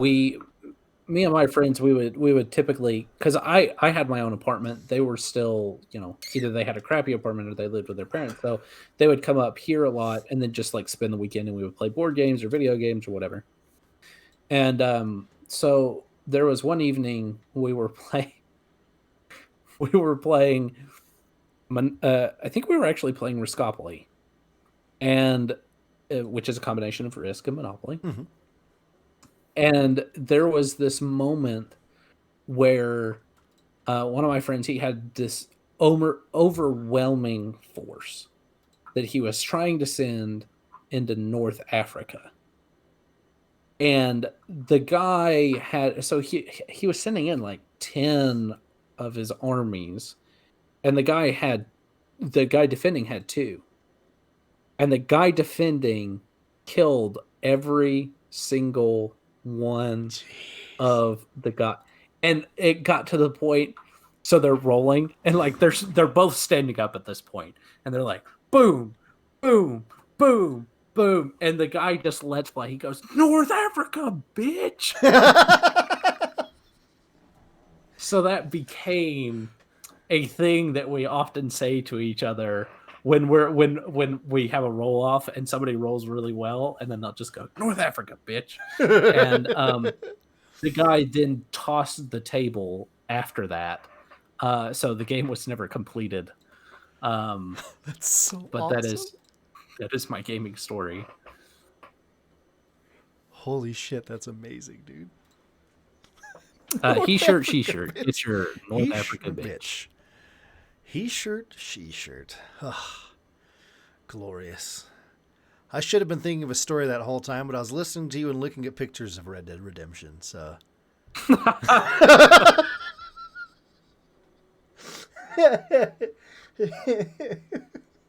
I can't blame you. All right, I'll tell a story. Here we go. I got one. I'm ready. So I'm ready for this. So Dungeons and Dragons, right? That's a game. Yes. A lot of people play. So over towards the end of last year, the last few, I think 3 months, I was DMing a game for a lot of people we've had on the show. Gunbait, Reeb, Ferg.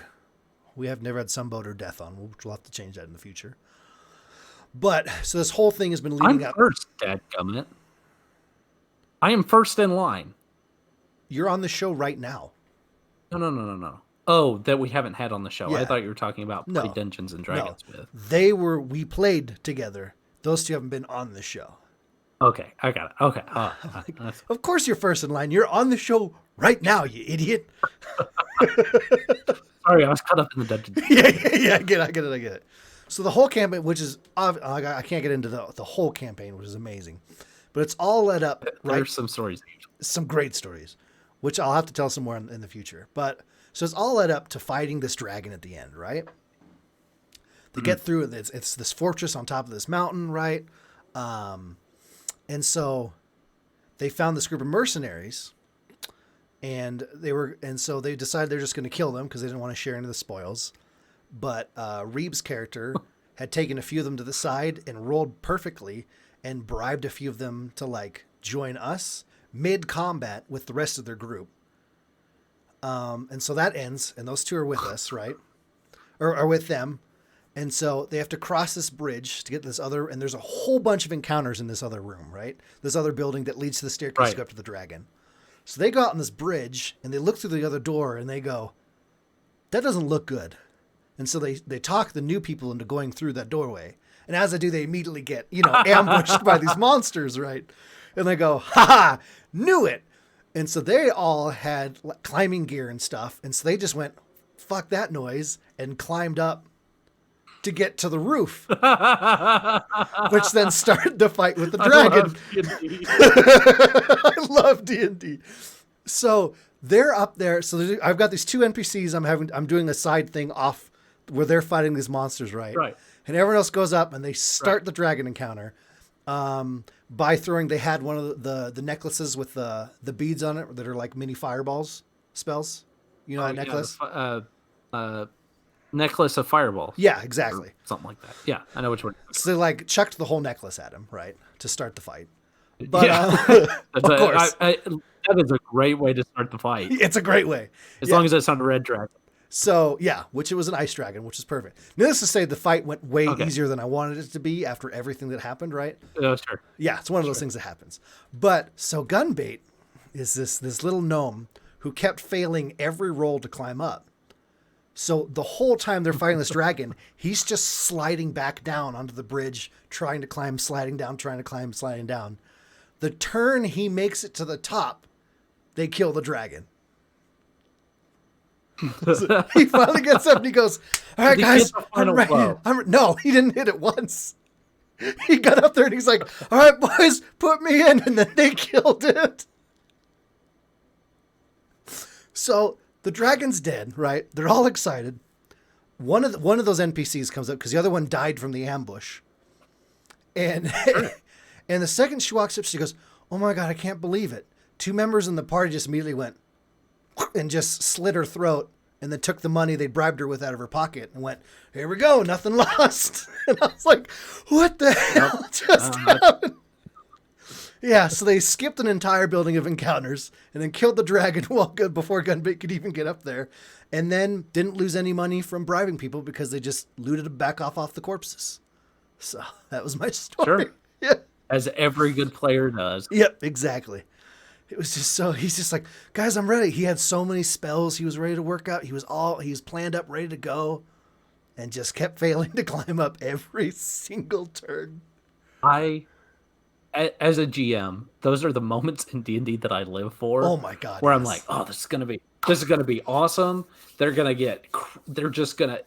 awesome. It's going to be an awesome fight. And then they just bypass it. And you're like, why? Well, never mind. Not plan for this. Yeah. How did I not think that through? I know. There was a moment. Yeah. Anyway. There was a moment where two of the players, right, were on its back. They'd wrapped a chain around its neck and they were like riding this dragon while like stabbing down on it. I was like, this is bad. It was the fight lasted a lot less than I wanted to. No one got as hurt as bad as I wanted to. I tried hard. Right. But overall, like there was some cool moments and I was happy with it. But yeah, that was my story. I love it. Thanks, man. I love it. I knew you would. That's why I love you.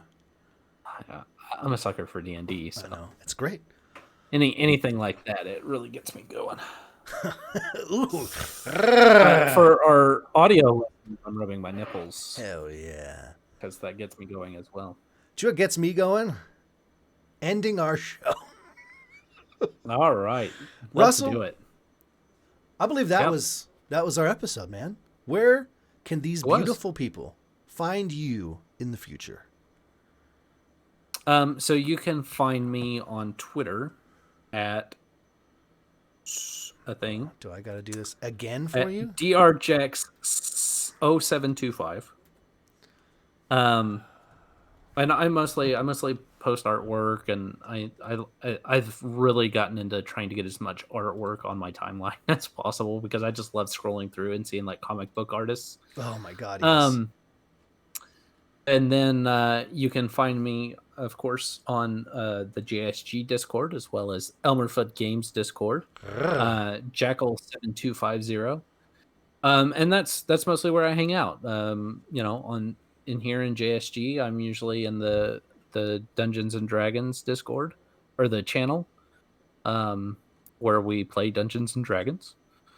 And yeah, that's where people can find me. Yeah. Where can people find you? I've enjoyed talking to your players in that channel recently because they have no idea who I am. Right. Yeah. And they'll have questions, and I'll just answer them. Right. Not the correct way, but I'll just answer the question like I know what I'm talking about. Right. It's fun. It's very fun. And I'm sure they believe you too. They totally do. Oh, yeah. Like, oh, look at this guy. He's got the yellow name. Yeah, here we go. All right. Hey, ladies and gentlemen, thank you for joining us for episode 89 of Just Some Guardians. When we do this show, we are live. That's twitch.tv/Just Some Guardians, Friday nights at about 11:30 p.m. Eastern Time. This is when we go live. We usually bullshit for half an hour, and then the show starts. That's no joke. Yeah. It's a good time. We get all our best material out first. Exactly. And then it never makes it in the show. And then we put out a shitty product. You're welcome. Yep. You can find us on Twitter at JSGcast. Link to the Twitter is a way to get into the Discord that was aforementioned by Mr. Russell, which you will then let you get in there and talk to all of us about D&D and post your artwork and whatever you're playing, whatever you want to talk about, questions for the show, whatever you got, we want it. You can also email us those questions, justsomeguardians@gmail.com. Hit us up with anything you got. Laz, we need more ad reads, brother. If you listen to this show, please. I didn't hear Russell's, but I'm sure it was great. Was it good? Something. Okay. He shirt, she shirt. I mentioned he shirt, she shirt. Did you mention JSG Cast for 10% off? I did. Perfect. I'm wearing a shirt that has our logo, so look for that soon, I bet. JSG. That's us. We're a show. As for myself, hey everyone, I'm Elmer Fudd.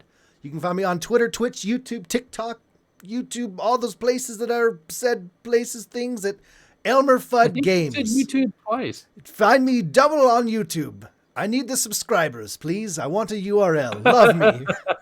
At Elmer Fudd Games. MMD.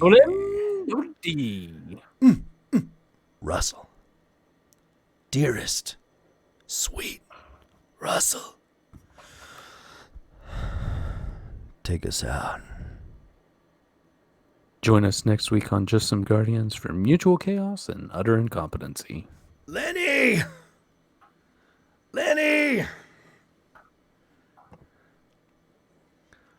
Beautiful, dude. Which way did he go, George? Which way did he go?